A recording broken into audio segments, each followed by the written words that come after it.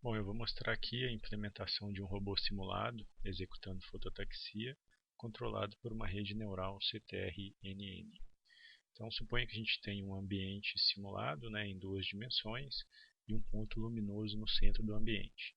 A gente tem um robô, e esse robô, a tarefa dele é se deslocar em direção a esse ponto luminoso. Então, esse comportamento de se deslocar em direção à região de maior intensidade luminosa a gente chama de fototaxia.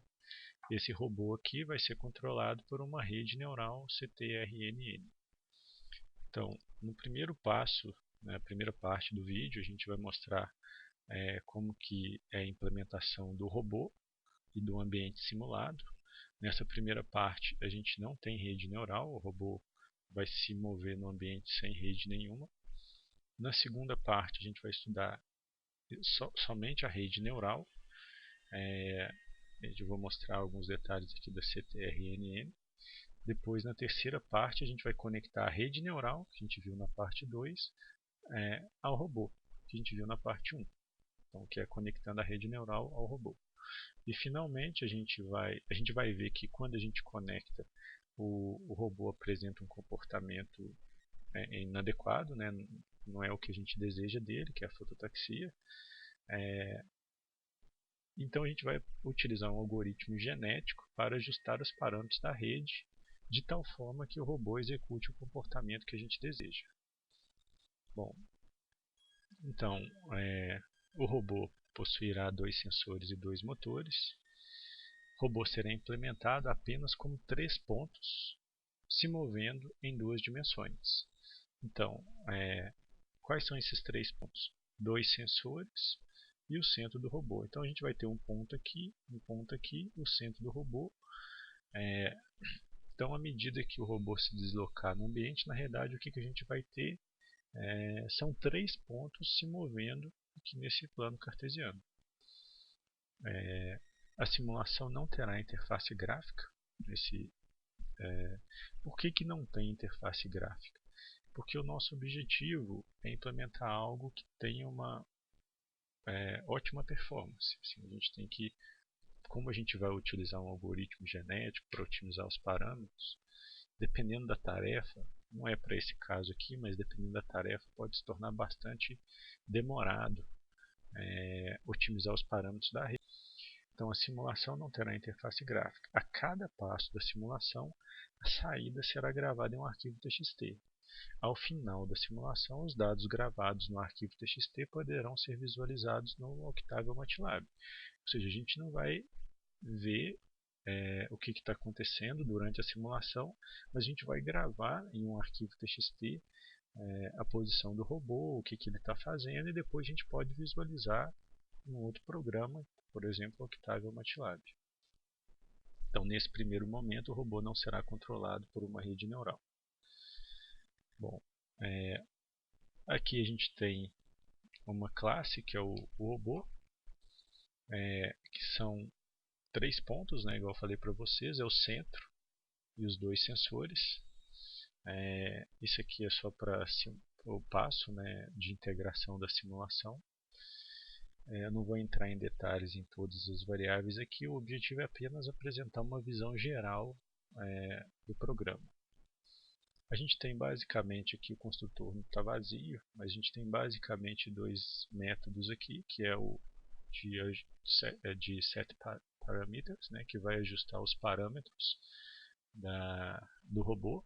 Basicamente ele vai colocar o robô numa determinada posição e com certo ângulo de rotação. E um outro método que é atualizar a posição. A gente vai enviar a ideia que se você tem um motor, o motor 1 com uma certa velocidade, o motor 2 com a outra velocidade. Você aplica essas duas velocidades ao motor da direita e o motor da esquerda. Qual que é a nova posição do robô após aplicar uma certa velocidade nos motores, uma velocidade no V1 e outra velocidade no V2.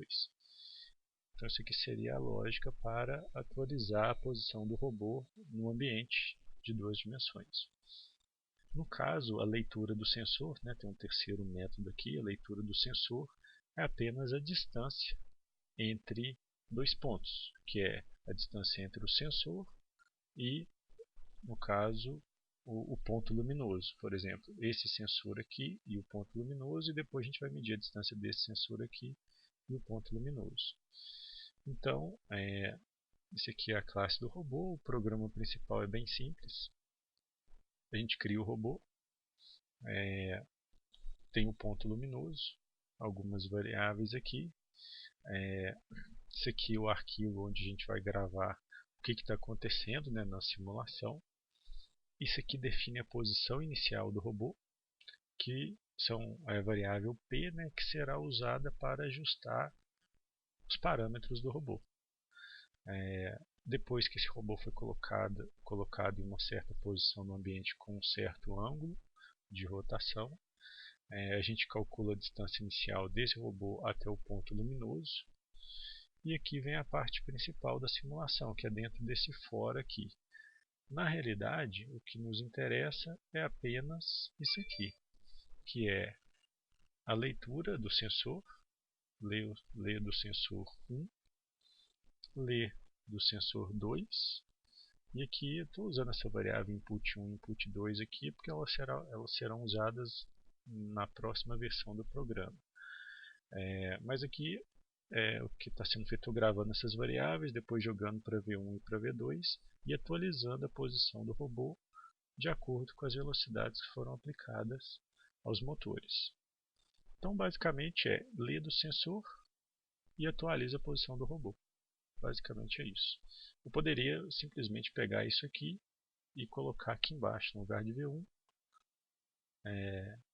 Aliás, é invertido, né? Pegar isso aqui, colocar no lugar de V2 e isso aqui no lugar de V1. Isso aqui está alternado.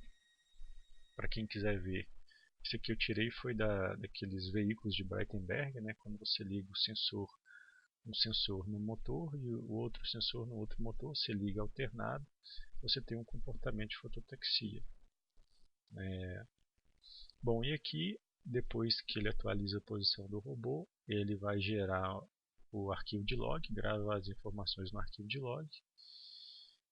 Se a gente executar esse programa aqui, a gente vai ter o arquivo log.txt na saída. E para visualizar, a gente pode, por exemplo, abrir o MATLAB. Aqui é um programa, aqui, dados, carrega log.txt e depois desenha um certo gráfico. Nesse caso aqui, né, assim não está trabalhado o gráfico não, mas só para a gente ter noção. A gente tem aqui o tempo e aqui a distância. Então esse robô começa aqui, vai se aproximando, a distância até o ponto luminoso vai chegando até zero e depois ele fica girando em torno desse ponto luminoso. O que seria o comportamento dele? Ele começa aqui, vem aqui e depois dá uma certa volta ali. No caso, esse agente esse robô ele fica no ambiente durante 5 segundos. Agora, se você quiser visualizar, fazer um videozinho, também pode, o próprio MATLAB. Aqui ele saiu daqui, né? Chega aqui no centro e fica girando ali em torno do centro, que é a posição 0, 0. Aqui foi só o que eu desenhei, os 3 pontos, né, de azul pequenininho aqui, os 2 vermelhos. Então assim não tem, deixa eu aumentar um pouquinho aqui, o centro e os 2 sensores. Depois eu desenhei um círculo. A gente vê uma linha cinza aqui, é só para mostrar a trajetória do robô durante os últimos 50, que são 5 segundos, né? Acho que tem que ver aqui, ó, essa variável aqui desses 50, são 50 passos da simulação.